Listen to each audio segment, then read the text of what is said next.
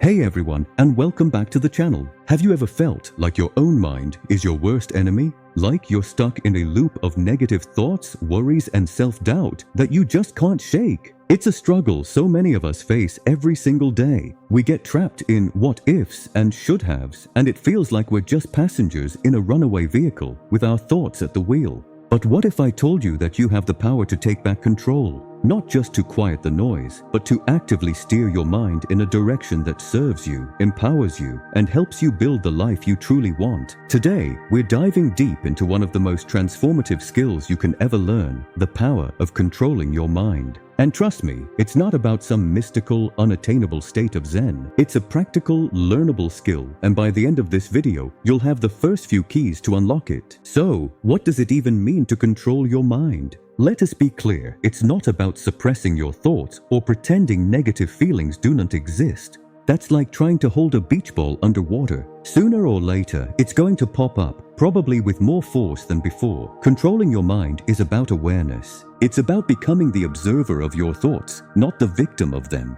Imagine you're standing on the side of a busy road. The cars passing by are your thoughts. Some are fast, some are slow, some are flashy, some are old and rusty. You don't have to jump in front of every single car. You can simply stand there and watch them go by. That's the first step, creating a little bit of space between you and your thoughts. This is the foundation of mindfulness. When a negative thought like "I'm not good enough" drives by, you don't have to get in and go for a ride. You can just notice it. There's that "not good enough" thought again. By simply acknowledging it without judgment, you take away its power. It's just a thought, a fleeting electrical impulse in your brain. It's not a fact. It's not your identity. Now, once you become the observer, you gain an incredible new ability, the power of choice. You get to choose which thoughts you engage with. This is where we move from passive observation to active direction. Think of your mind as a garden. For a long time, you might have let weeds of negativity, fear, and self-criticism grow wild. They choked out the flowers of confidence, joy, and peace. Controlling your mind is like becoming a gardener. You're not going to get rid of every single weed overnight, but you can start by consciously planting more flowers. This is the practice of intentional thinking. When you catch yourself spiraling into worry about the future, you can gently interrupt that pattern and redirect your focus. You can ask yourself, what is one thing I can do right now to move forward? Or, what is one thing I'm grateful for in this moment? This isn't about ignoring problems. It's about shifting your focus from the problem itself to the potential for a solution. It's about choosing to water the flowers instead of the weeds. Over time, your mental garden will start to look very, very different. Let's talk about a powerful technique you can start using today, reframing. Our brains are wired to create stories to make sense of the world. The problem is, we often cast ourselves as the struggling victim in these stories. A tough project at work becomes, "My boss is trying to make me fail." A mistake becomes, "I'm a complete failure." Reframing is about consciously rewriting these stories. It's about finding a more empowering narrative. Instead of, "My boss is trying to make me fail," how about, "This is a challenging opportunity for me to prove my skills and grow." Instead of, "I'm a complete failure," how about, "I made a mistake and I learned a valuable lesson that will make me better next time." See the difference? The situation hasn't changed, but your entire emotional and mental response to it has.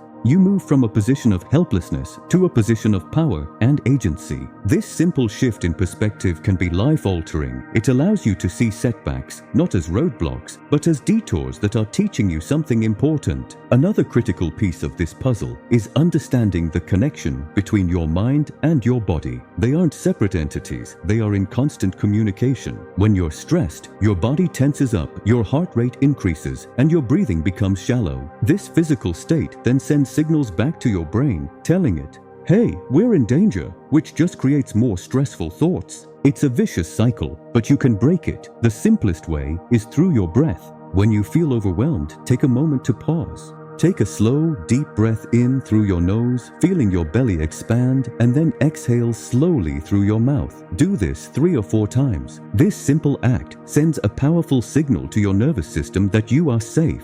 It calms your body, which in turn calms your mind. It's like a manual override for your stress response. Integrating practices like deep breathing, meditation, or even just going for a walk in nature can dramatically improve your ability to manage your mental state. You're using your body to help your mind, and your mind to help your body. Finally, let's address the inner critic, that nagging voice in your head that loves to point out every flaw and mistake. We all have one. The key is not to fight it, but to change your relationship with it. Think of your inner critic like a misinformed, overprotective friend. It thinks it's helping you by pointing out potential dangers and shortcomings to keep you safe from failure or judgment. Instead of telling it to shut up, try responding to it with compassion. When it says, "You're going to mess this up," you can respond internally with, "Thanks for looking out for me, but I've got this. I'm prepared and I'm going to do my best." You're acknowledging the voice without buying into its fearful narrative. You're replacing self-criticism with self-compassion.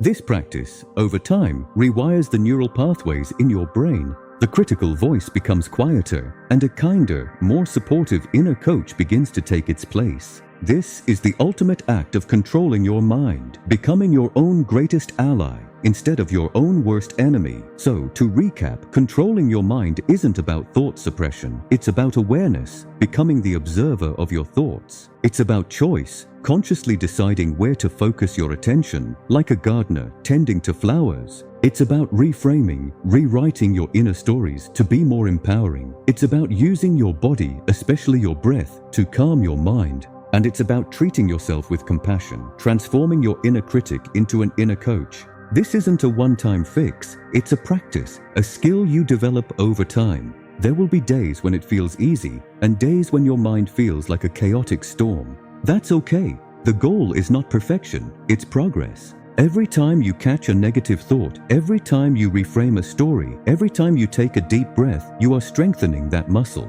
You are taking back the controls. You are proving to yourself that you are the one in charge of your inner world. Thank you so much for spending this time with me today. I truly believe this is one of the most important skills we can cultivate for a happy and fulfilling life. If you found this helpful, please give this video a thumbs up and don't forget to subscribe and hit that notification bell so you don't miss our future content. I'd love to hear from you in the comments below. Which of these techniques are you most excited to try? Let's support each other on this journey. Thanks again for watching, and I'll see you in the next video.